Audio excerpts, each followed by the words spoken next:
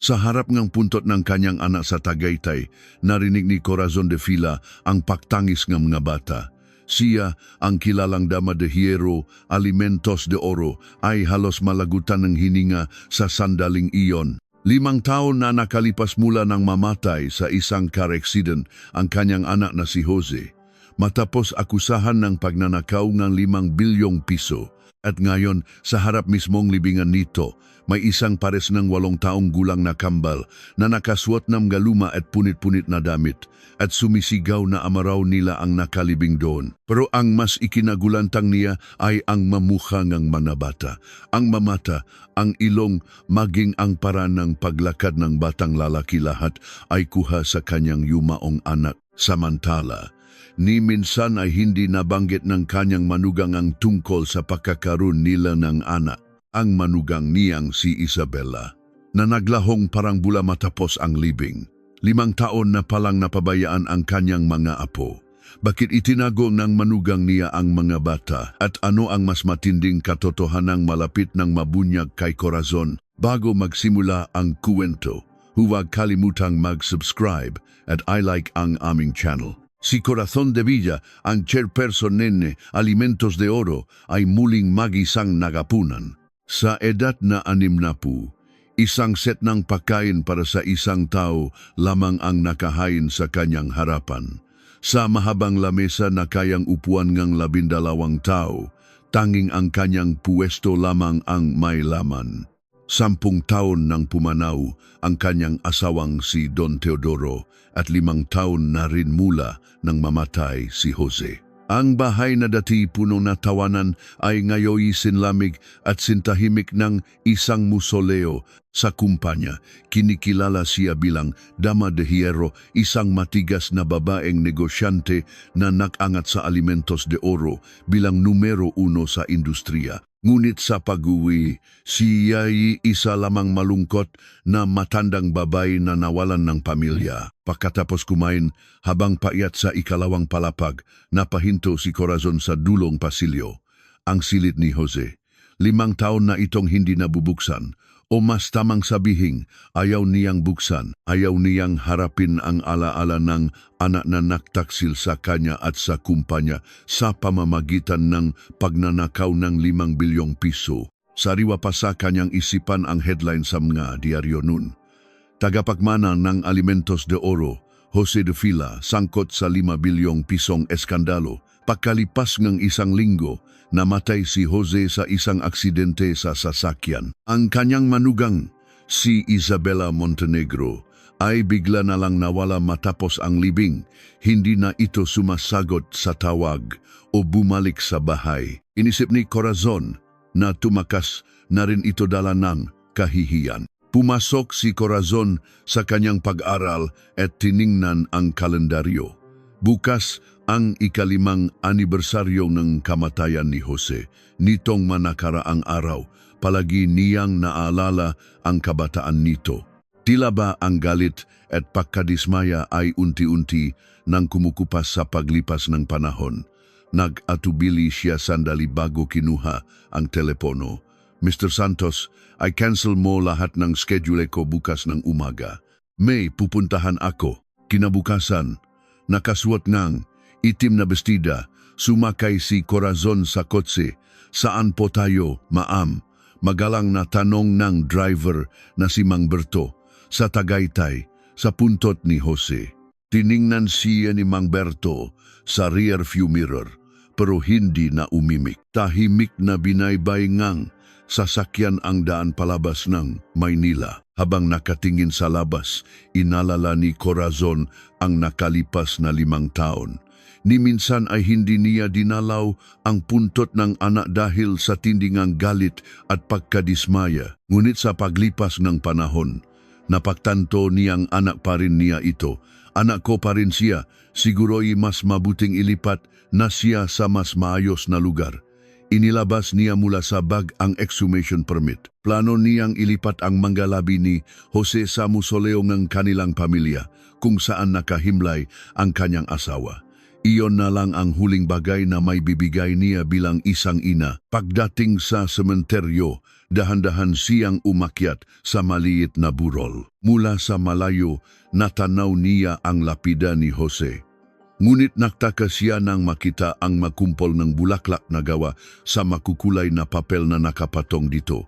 Sino kaya ang dumalaw? Nang malapit na siya sa puntot, nakarinig siyang boses ng mga bata. Dali, baka malate tayo kay tatay. Sandali lang gate, pagod na ako. Paglingon niya, nakita niya ang dalawang batang payat. Isang lalaki at isang babae, mga 8 taong gulang. Punit-punit ang kanilang madamit at butas na ang swelas ng kanilang mga sapatos. Kitang-kita ang bakas ng kahirapan. Ngunit natigilan si Corazon. Pamilyar na pamilyar ang mukha ng batang lalaki. Para niyang nakikita ang batang Jose, 30 taon na ang nakalipas.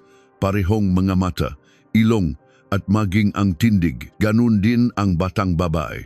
Sa maliit nitong mukha, nakita ni Corazon ang sarili nung bata pa siya. Huminto ang mga bata sa kanyang harapan. Sino po kayo? Tanong ng batang lalaki na may pag-ingat sa mga mata. Bakit po kayo nasa harap ng libingan ng tatay namin? Tatay ninyo, naguluhan si Corazon. Walang anak sina Jose at Isabela. Kaninong nga anak ang nga ito? May bako.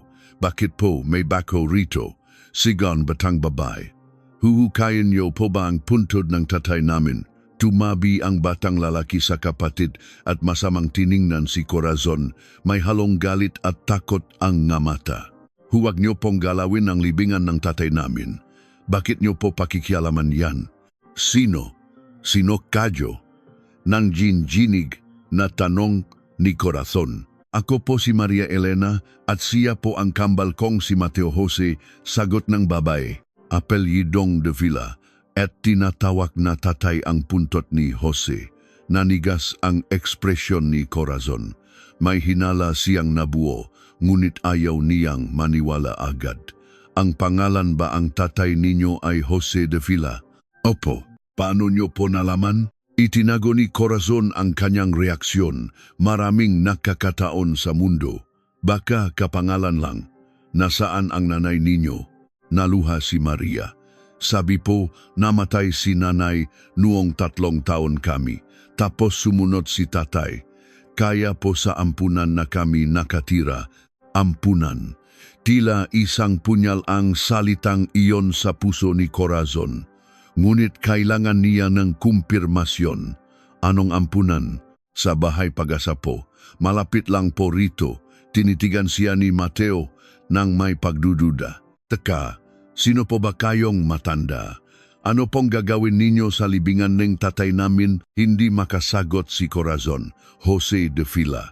Ipinanganak 1985, namatay 2015. Ang nakaukit sa malamig na bato ang tila nagsasabi ngang lahat. Inilabas ni Maria mula sa maliit niyang bag ang isang bulaklak na papel. Tay, nandito na po kami ulit. Gawa ko po ito. Ang ganda, di ba? Lumuhod din si Mateo sa harap ng lapida. Tay, miss na po kita. Habang pinakmamasdan ang dalawa, napakunot nu si Corazon. Kung mga apo nga niya nga ito, bakit walang nagsabi sa kanya? Eto nga kaya ito? Sabi niyo, linggo-linggo kayong pumupunta rito? Tumango si Maria. Opo. Isang beses sa isang linggo lang po kami pwedeng lumabas. Ulan o araw, pumupunta kami rito. 5 taon. Linggo-linggo. Napakagatlabi si Corazon. Mateo, tara na. Magpaalam na tayo kay tatay, sabi ni Maria. Bumalik ang dalawa sa harap ng puntot. Mula sa malayo, pinanood sila ni Corazon. Ang dalawang munti at kawaawang bata na nagdarasal sa libingan ng kanilang ama, nakakadurog ng puso. Pabalik sa kotse, tinawagan niya si Mr. Santos.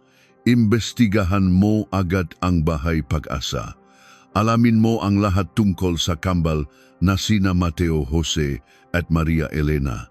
Sino ang magulang? Kailan dinala run halungkatin mo lahat ng rekord? Pagkababang ng telepono, tumingin si Corazon sa labas. Mainit ang sikat ng araw, ngunit ang puso niya'y binabagyo. Kung maapo nga niya ang maiyon, ano ang ginawa niya sa loob ng 5 taon? Ngunit hindi ito ang oras para mag-isip. Kailangan niya munang malaman ang katotohanan. Ipinikit niya ang kanyang nga mata, ang mukha ni Mateo, ang nga mata ni Maria, ang pagkawala ni Isabela, ang 5 bilyong pisong eskandalo lahat ay mapiraso ng isang palaisipan na hindi pa niya mabuo. Kinabukasan, kasama si Mr. Santos, nagtungo si Corazon sa isang ospital. Ma'am, nakumpirma ko na po sa bahay Pag-asa. May kambal nga pong Mateo Jose at Maria Elena Rune. Nandun na raw sila mula pa noong Abril 2015, tumango si Corazon. Sakto, pagkatapos mamatay ni Jose. Sa kanyang kamay, hawak niya ang isang maliit na sobrenamay lamang hibla ng buhok ng gabata na palihim niyang kinuha kahapon. 1 linggo po bago lumabas ang resultang DNA test, sabing doktor. Pakiusap bilisan ninyo at ilihim ninyo ito mula ospital. Dumiretso sila sa bahay Pag-asa. Isang lumang gusali na may 2 palapag ang sumalubong sa kanila. Bakbak na ang pintura, kinakalawang na ang gate at masikip ang bakuran. Sumikip ang dibdib niya sa isiping dito nanirahan ang nga bata sa loob ng 5 taon. Sa opisina, isang mabait ngunit maingat na director ang humarap sa kanila. Kayo po ang unang dumalaw kina Mateo at Maria. Kamag-anak po ba nila kayo? Ako yata ang lola nila. Kinukumpirma ko pa lang. Puwil ko pa silang makita. Nag-alinlangan sandali ang direktor. Ang sabi pong ina nila, nagmamadali siyang umalis nun. Matapos po iyon, hindi na siya nagpakita. Dahil siguro sa pagluluksa sa pagkamatay ng asawa niya, halos hindi na po napunan ng maayos ang nga papeles. Nag-isip si Corazon. Sabi ngang mabata, patay na ang nanay nila bago pa man mamatay ang kanilang ama. Tiningnan niya ang pirma sa papeles, Isabela Montenegro, Diyos ko. Ang manugang ko ang nagdala sa kanila rito pagkatapos mismo ng libing ni Jose. Naalala niya ang araw na iyon. Pagkatapos ng libing, naglaho si Isabela. Sa tindi ng galit at pagkabigla niya sa eskandalo, hindi na niya nagawang pansinin ang kanyang manugang. Sa isang banda, naiintindihan niya ito. Sino ba namang hindi gugustuhing tumakas kung ang asawa mo'y namatay bilang isang magnanakaw ngunit may bumabagabag sa kanya? Bakit hindi niya sinabi sa akin ang tungkol sa mabata? At paano niya nagawang iwan sa ampunan ang ganito kaliit na magabata at hindi nabalikan sa loob ng 5 taon? Sa playroom, nakita niya ang kambal na tahimik na nagdo-drawing sa isang sulok.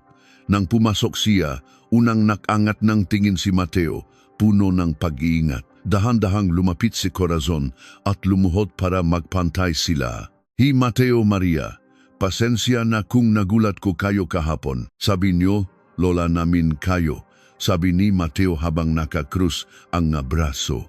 Sinungaling, lahat naman ng matatanda sinungaling, nasaktan si Corazon. Isang 8 taong gulang na bata, wala ng tiwala sa mundo. Bakit mo nasabihan? Noong 1 taon po, mahinang sagot ni Maria, may isang lalaking gustong umampon sa amin. Sabi niya, bibigyan niya kami ng magandang bahay. Pero pagkatapos ng 1 linggo, binalik niya kami. Mahirap daw alagaan ang kambal. Yung babae naman pong nagsabing nanay namin siya, iniwan kami rito at sabi sandali lang daw kami rito. Pero 5 taon na po siyang hindi bumabalik. Napakunot no si Corazon, si Isabela. Itinago ang mga bata, iniwan sa ampunan. Saan siya nagpunta? Patawarin niyo ako. Hindi ko alam na nandito kayo. Hindi alam ni Lola, sabi ni Corazon, puno NG pagsisisi. Tinitigan siya ni Mateo. Talaga po bang nanay kayo ng tatay namin?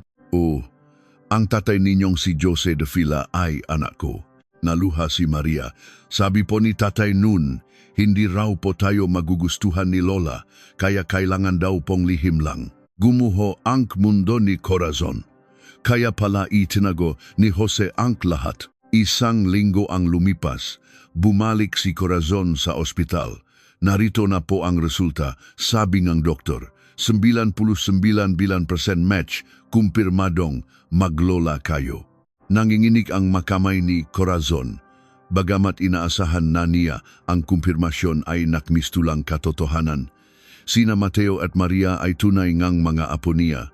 Paguwi.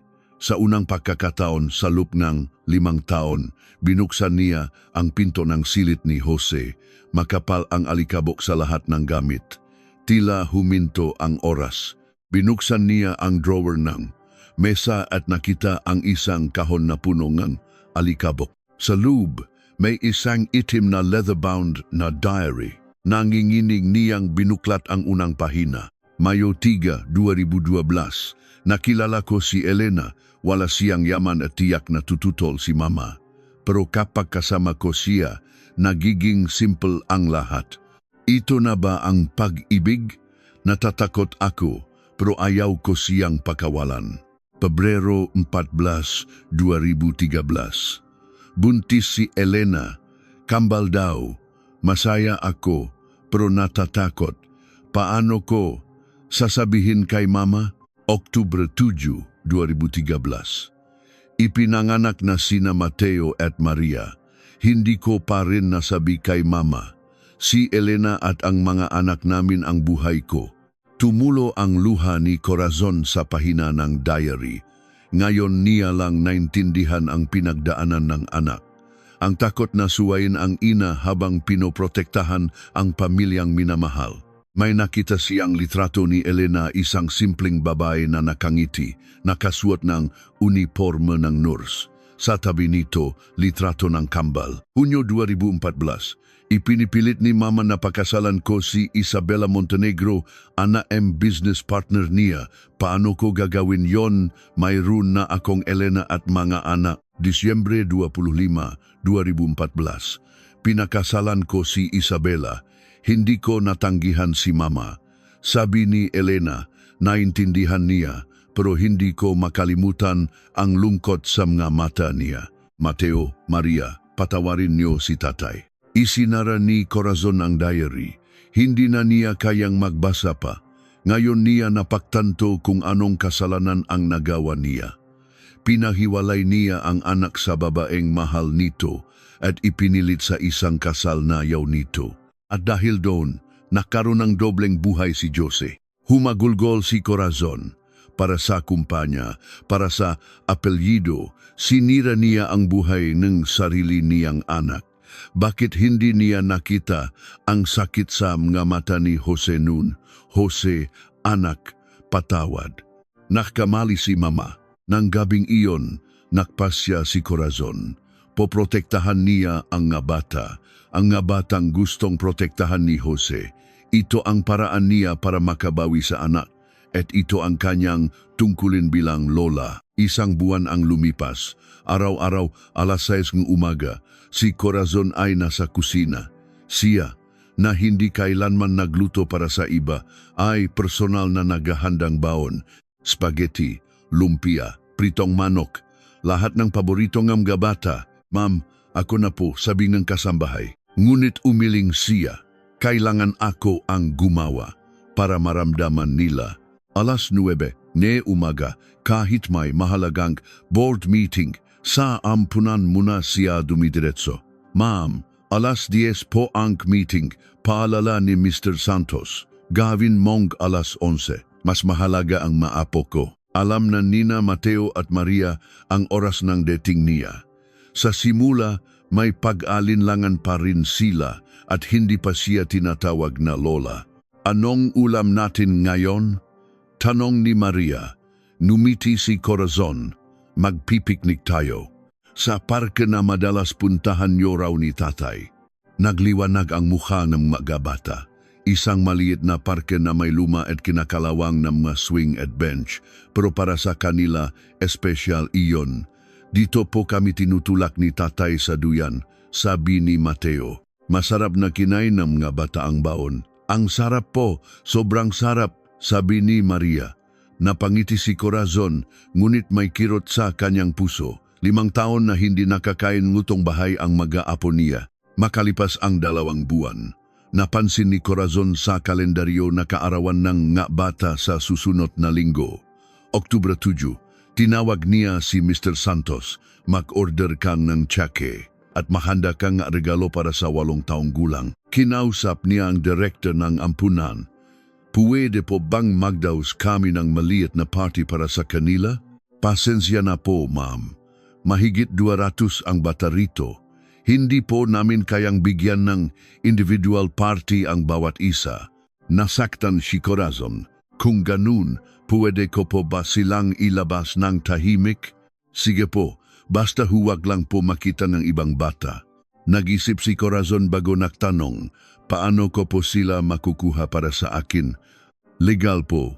Ang stepmother nilang si Isabela Montenegro ang may parental rights. Kailangan niyo pong magsampang ng petisyon sa korte para makuha ang kustodiya. Aabutin po yan ng 2 hanggang 3 buwan. Bumuntong hininga si Corazon. Gusto na niya silang kunin agad. Sige po, kukuha ako agad. NG Abogado. Oktubre 7. Maagang dumating si Corazon.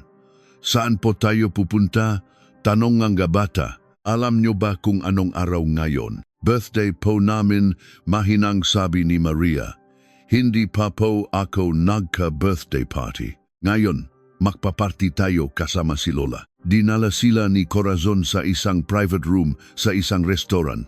May chocolate cake sa mesa at mga kahon ng regalo sa tabi. Nanlaki ang mamata ng kambal. Para po sa amin lahat to, o naman, happy birthday, Mateo at Maria. Habang kumakanta sila ng happy birthday, naluha ang bata. Ito ang unang kaarawan sa buhay nila na maaalala nila. Nagwish sila at hinipan ang kandila. Tuwang-tuwa si Mateo sa robot na regalo at si Maria ay niyakap ng mahigpit ang manika. Salamat po, maraming salamat po. Sa unang pagkakataon, narinig ni Corazon ang taos pusong pasasalamat mula sa kanila. Kung buhay po si tatay, sabi ni Maria, siguro ganito rin ang party namin. At siguradong masaya siya para sa inyo ngayon. Nang gabing iyon, may iniabot na sulat si Mr. Santos kay Corazon mula sa kambal.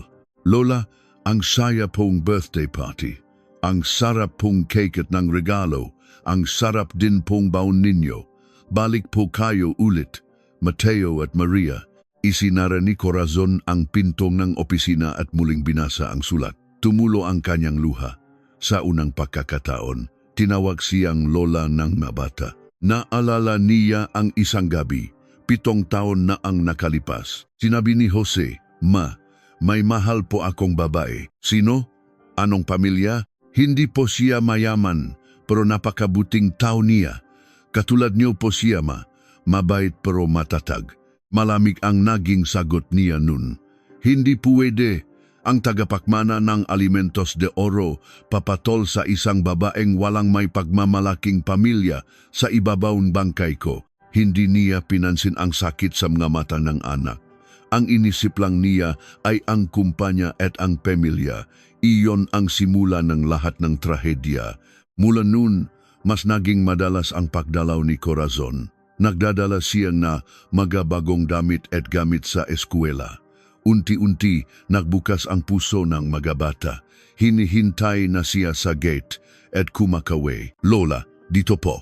Ang tawag na iyon ay mas mahalaga pa sa anumang yaman sa mundo. 3 buwan na ang lumipas. Isang hapon, may ibinalita si Mr. Santos. Maam, may kumakalat na sismis sa kumpanya. Tungkol po kay Maam Isabela. May nakakita raw po sa kanya sa isang hotel sa BGC. Tumalim ang tingin ni Corazon. Kasama raw po ang isang binatang lalaki at mukhang malalim ang relasyon. Naisip ni Corazon ang salitang kalaguyo. Posible kayang may relasyon na ito habang buhay pa si Jose. Imbestigahan mong mabuti. At alamin mo kung bakit siya biglang nawala. 5 taon na ang nakalipas. Ilang araw pa, isang matagal ng guro sa ampunan ang lumapit sa kanya. Nung unang dating po nina Mateo at Maria, kakaiba po ang nangyari. Sabi pong nagatid, stepmother daw siya. Wala raw siyang pera kaya iiwan niya ang mga bata. Pero nakasuot po siyang ng mga damit na pangmayaman. Nanginig ang kamay ni Corazon. Malinaw na sinadya ni Isabela na iwan ang nga bata. at bago po siya umalis, narinig ko siyang may kausap sa telepono. Sabi niya, mas makakatipid ako rito kaysa magbayad paniyaya dahil lang sa pera. Iniwan niya ang mga bata sa ampunan para lang makatipid. Pagbalik sa opisina, tinawag ni Corazon ang legal team. Ilabas niyo ulit ang lahat ng papeles tungkol sa 5 bilyong pisong kaso ni Jose. Habang sinusuri ang mga dokumento, may napansin siyang kakaiba. Hindi malinaw kung saan napunta ang ganon kalaking pera. Ang tanging record ay naipadala ito sa isang offshore account. Bakit kailangang magnakaw ni Jose? May sapat naman siyang pera. Ma'am, sabi ni Mr. Santos, yung lalaking kasama ni Isabella, biglang lumago ang negosyo nitong nakaraang taon. 5 taon na ang nakalipas. Baon siya sa utang. Ngayon, may building na siya sa BGC. 5 taon.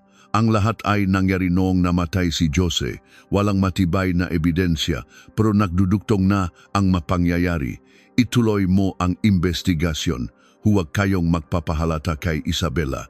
Nang gabing iyon, uminom ng alak si Corazon. Kung hindi si Jose ang nagnakaw, ibig sabihin may nag-frame sa kanya at ang pangunahing suspek ay si Isabella. Kinabukasan, mag-isa niyang hinaluhog ang silit ni Jose. Sa likod ng isang bookshelf, may nakita siyang sobre. Nakasulat sa labas, para kay mama. Akmang bubuksan niya ito nang tumunog ang telepono. Ma'am, natunton na po natin si Isabella. Nasa isang resort sa Palawan. Kasama po yung lalaki, mahigpit niyang hinawakan ang sobre. Kalaguyo, pag-abandona sa mga bata, kahina-hinalang yaman. Nagkakabuo na ang mga piraso, ngunit malabo pa rin ang buong larawan. Bantayan niyo lang, huwag niyong lalapitan, hindi pa ito ang tamang oras. Ipinangako ni Corazon sa sarili na palalabasin niya ang katotohanan. Kung inosente si Jose, lilinisin niya ang pangalan nito. 3:00 ng madaling araw, mag-isang pinag-aralan ni Corazon ang mga papeles ng 5 bilyong pisong transaksyon. Bilang isang bihasang negosyante, may mali sa nakikita niya. Ginamit niya ang kanyang magnifying glass. Isang dokumento na may petsang Marso 15, 2015 at ang kopya nito. May maliit na pagkakaiba, 2:35 PM sa orihinal, 2:7 PM sa kopya. Sinuri niya ang record sa system. Ang tamang proseso ay Accounting, Finance, VP, Chairperson. Ngunit ang transaksyong ito ay lumaktaw sa accounting, dumiretso sa finance bago bumalik sa accounting. May nakmanipula ng proseso. Ang pirma ni Jose ay tila nanginginig at bahagyang mas malaki kaysa sa karaniwan. Hindi sapat na ebidensya. Ma'am, pumasok si Mr. Santos. May isang package na ipinadala si Sir Jose 1 linggo bago siya mamatay. Para po sa inyo, pero dahil sa utos niyong huwag tanggapin ang anumang galing sa kanya, itinago lang po sa bodega. Nanikip ang dibdib ni Corazon. Naalala niya ang galit niya noon. Tinanggihan niya ang lahat ng tawag at pakiusap ng anak. At ito pa po, isang email draft na nakita sa account niya, hindi naipadala. Ang subject, Mama, pakinggan niyo po sana ako. Ang laman ng email ay parang isang code, numero, petsa at mga salitang hindi niya maintindihan. Isang safety deposit box. Ma'am, sabi ni Mr. Santos, mukhang may itinago si Sir Jose. Tiningnan niya ulit ang diary. Isang entry mula Pebrero 28, 2015. Matapos mamatay ni Elena, gumuho ang lahat. Kailangan kong sabihin kay Mama. Kailangan kong oras para makahanap ng ebidensya na hindi ako ang may kasalanan. Humagulgol si Corazon. Nangangalap ng ebidensya ang kanyang anak. Ngunit sino ang kalaban niya? Mr. Santos, bukas na bukas, pupunta tayo sa bangko. Nang gabing iyon, hindi siya nakatulog. Pinahirapan siyang konsensya. 5 taon niyang hinusgahan ang sariling anak. Kinabukasan, sa bangko. Binuksan nila ang safety deposit box. Sa loob, may mga dokumento, isang USB at isang sulat. Ang unang linya pa lang ay nagpayanik sa mundo ni Corazon. Mama, kapag nabasa ninyo ito, marahil ay wala na ako sa mundong ito. Nanginginih niyang sinubukang magbasa, ngunit lumabo ang kanyang paningin dahil sa mga luha. Sa opisina, isinaksak niya ang USB, ngunit nakapassword ang mga file. Tinawag niya si Mr. Santos. Humanap ka ng pinakamagagaling na accountant, IT expert at abogado, lihim lang. Muli niyang binasa ang sulat. Mama, inosente po ako. Wala na akong oras. Kapag nasuri ninyo ang mga dokumentong ito, malalaman ninyo ang katotohanan. Pakiusap, doon nagtapos ang sulat. Sa isa pang pahinang diary, nabasa niya, may mali sa mga papeles ng kumpanya. May mga dokumentong hindi ko pinirmahan pero may pangalan ko. May pumipirata ng pirma ko. Kailangan ko pangang ebidensya. Alam na ni Corazon ang gagawin. Dahan-dahan pero sigurado.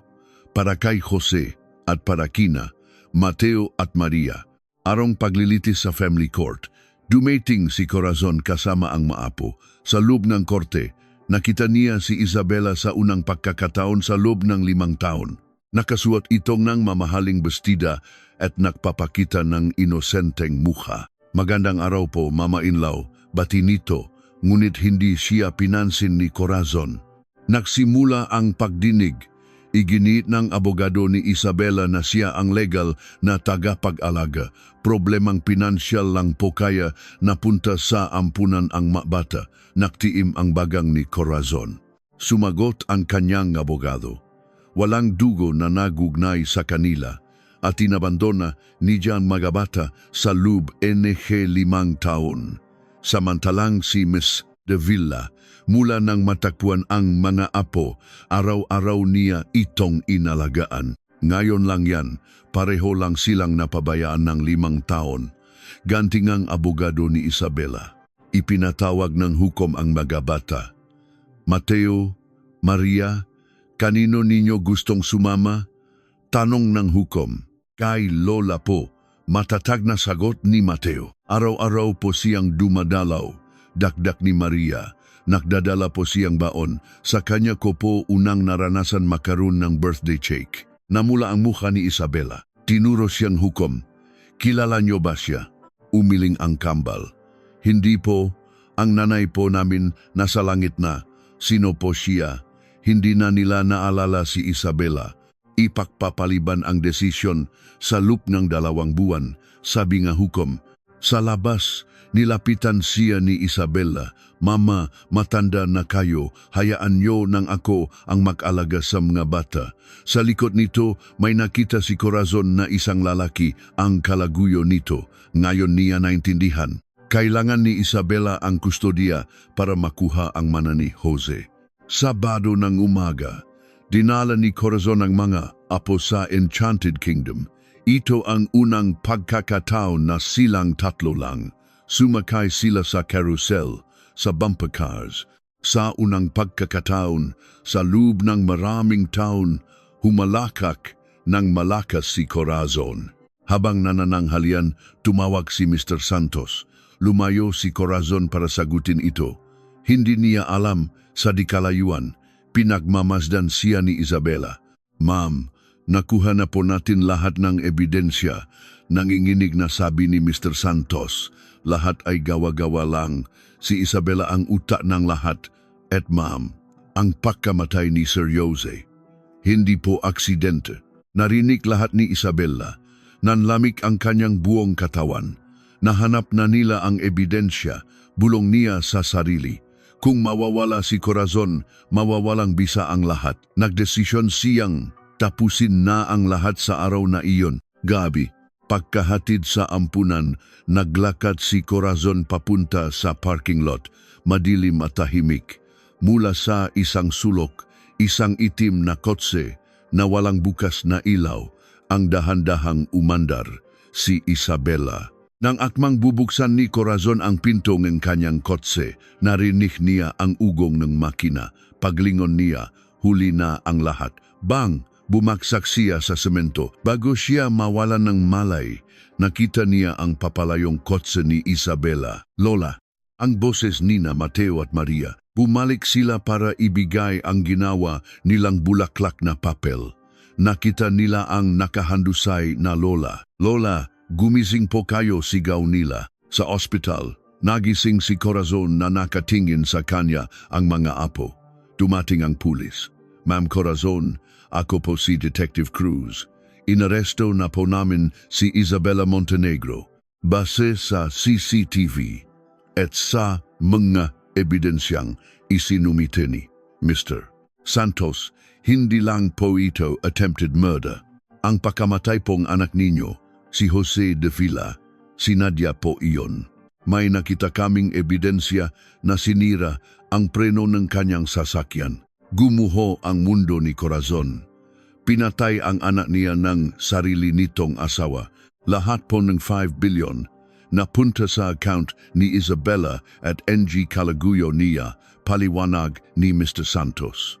Ibinigay niya ang huling pahina ng diary ni Jose. Mama, bigyan niyo po ako ng 1 linggo. May ebidensya na ako. Pakiusap, maniwala kayo sa akin. Hindi ko po ninakaw ang pera. Humagulgol si Corazon. Ako ang pumatay sa anak ko. Hindi ko siya pinakinggan. Lola, wag po kayong umiyak. Sabi ni Maria, pinupunasan ang kanyang ngaluha. Hindi po kayo masama. Makalipas ang 2 buwan sa huling paglilitis. Ibinigay ngang korte ang buong kustodiya kina Mateo at Maria kay Corazon. Sa kasong kriminal, lahat ng ebidensya, ang sinirang preno, ang nga pekeng dokumento, ang money trail ay inilatag. Kailangan ko lang ng pra. Iyon lang ang nasabi ni Isabela. Hinatulan si Isabela ng reklusyon perpetua o habambuhay na pagkakakulong para sa pagpatay, pagnanakaw at tangkang pagpatay. Paglabas ng korte, niyakap ni Corazon ng mahigpit ang mag-aapo. Uwi na tayo. Kinabukasan, dinala ni Corazon ang mga apo sa mansyon sa Forbes Park. Sa unang pagkakataon, hindi na ito isang malungkot na bahay. Naging tahanan na ito, puno ng tawanan, takbuhan at pagmamahal. Nagbago ang buhay ni Corazon. Sa umaga, bago pumasok sa opisina, siya mismo ang naghahanda ng almusal ng mga apo. Sa weekend, nagpipiknik sila. Isang hapon, dinala niya sila sa puntot ni Jose. Inilapak niya ang mabulaklak. Dinala niya ang diary. Jose, anak, patawad. Hindi kita naprotektahan. Pero pangako, alagaan ko sila. Palalakihin ko sila sa paraang gusto mong makita. Tumingala siya sa langit. Payapa na ang kanyang puso. Pag-uwi, pinanood niya mula sa bintana ang mga apong naglalaro sa sala. Ang bahay na dati malamig ay puno na ngayon ng init. Ang pagmamahal ay bumalik na. Ang pagmamahal sa isang tao ay isang marangal na bagay. Hindi ko iyon naintindihan noon. Ngayon alam ko na ang pag-ibig ang nagwawagi sa lahat. Salamat sa pakikinig sa aming kwento. Hanggang sa muli.